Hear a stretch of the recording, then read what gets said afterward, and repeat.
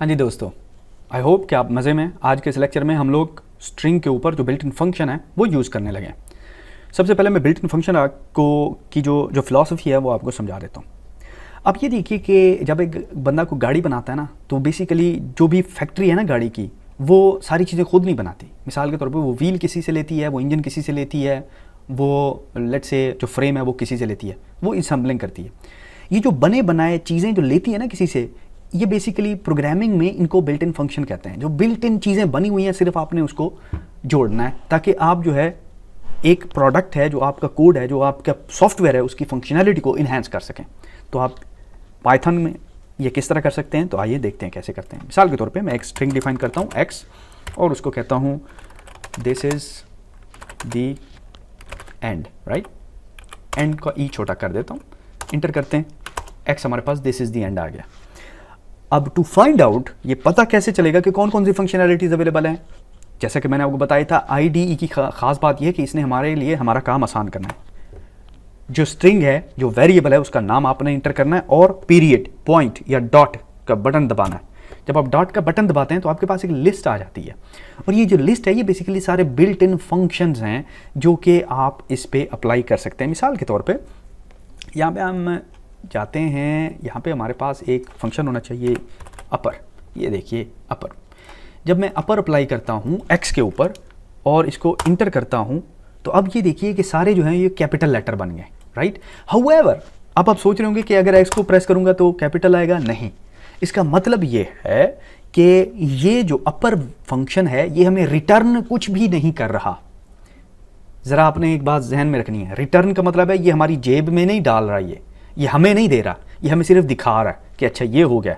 In case अगर आप चाहते हैं कि ये हमारी जेब में आ जाए तो इसको आपने किसी वेरिएबल को असाइन करना है। x.upper is equal to cap underscore x, right. आप देखिए कैप अंडरस्कोर x, इंटर करें। अब x आपके पास वही है,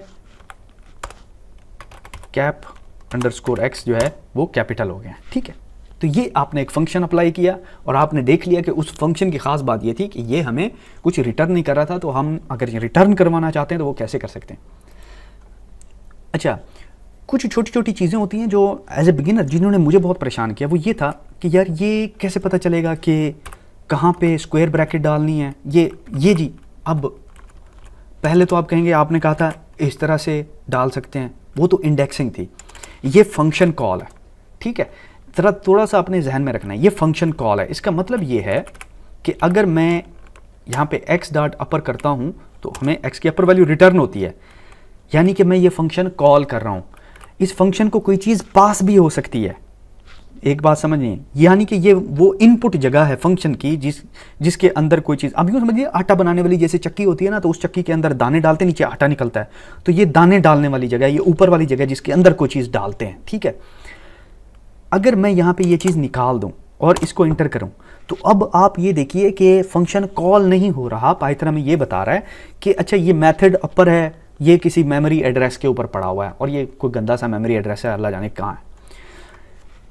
अगर आपने ये फंक्शन कॉल करना है तो यहाँ पे आप पैरेंथेसिस देंगे।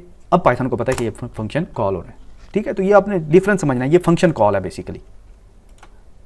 तो इसी तरह जैसे अपर मेथड है, इसी तरह लोअर मेथड भी है। तो आइए लोअर मेथड को कॉल करते हैं। बाय द वे इसमें कोई बड़ी साइंस नहीं है, लोअर, ठीक है। लोअर आ गए सारे के सारे। इसी तरह आप स्प्लिट मेथड कॉल कर सकते हैं। बाय द वे ये सारे मेथड अवेलेबल हैं, ठीक है। तो अब स्प्लिट हो गया कहाँ पे, स्पेस में, क्योंकि बाय डिफ़ॉल्ट मैंने यहाँ पे कोई चीज़ नहीं दी। इसका मतलब है पाइथन ने ऑटोमेटिकली स्पेस पे स्प्लिट कर दिया। इन केस अब ये देखिए कि यहाँ पे 2 दफ़ा आई आ रहा है, राइट, या यहाँ पे हाँ आई आ रहा है 2 दफ़ा, एस आ रहा है 2 दफ़ा, आई आ रहा है। तो मैं कहता हूँ कि जी आई के ऊपर स्प्लिट कर दो, ठीक है। इंटर करते हैं, तो अब देखिए आई जहाँ जहाँ आया है वहाँ पे जो स्ट्रिंग है वहाँ को उसको तोड़ दिया गया है, ठीक है। तो ये स्प्लिट मेथड हमने अप्लाई किया है। और बाय द वे जो हमें रिटर्न हो रही है ना वैल्यू, वो एक लिस्ट की शक्ल में हो रही है, ठीक है।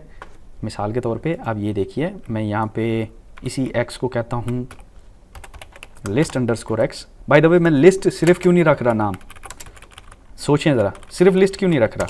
उसकी वजह यह है कि लिस्ट जो है वो बिल्ट इन फंक्शन है, इसलिए लिस्ट अंडरस्कोर x रखा हुआ है। जब मैं लिस्ट अंडरस्कोर x को कॉल करता हूँ यहाँ पे, तो अब मेरे पास यहाँ पे ये लिस्ट आ गई है, ठीक है। और अगर मैं यहाँ पे इंडेक्सिंग करता हूँ 0, तो मेरे पास जो 0 पे वैल्यू है वो रिटर्न हो गई है, ठीक है। आखिर में हम एक और फंक्शन सीखेंगे जो है प्रिंट फंक्शन, ठीक है। यहाँ पे क्योंकि हम रियल टाइम में काम कर रहे हैं इसलिए हमें प्रिंट फंक्शन की ज़रूरत नहीं पड़ी। जब हम एडिटर में जाएंगे जहाँ पे हम कोड लिखेंगे तो वहाँ पे हमें प्रिंट फंक्शन की ज़रूरत पड़ेगी और बहुत ज़्यादा ज़रूरत पड़ेगी। प्रिंट के साथ आपका बहुत ज़्यादा वास्ता पड़ने लगा, इसलिए मैं इसको ज़्यादा एक्सप्लेन नहीं करूँगा। सिंपल प्रिंट के अंदर जो भी आप वैल्यू देते हैं एक्स मिसाल के तौर पे, तो वो प्रिंट करके दे देता है, यानी कि वो आपको एग्जीक्यूट करके आपको आउटपुट शो करा देता है। यहाँ पे मैं इस लेक्चर को क्लोज करता हूँ दोस्तों। अगले लेक्चर में हम प्रिंट फॉर्मेटिंग विद स्ट्रिंग्स पढ़ेंगे। सी यू इन द नेक्स्ट।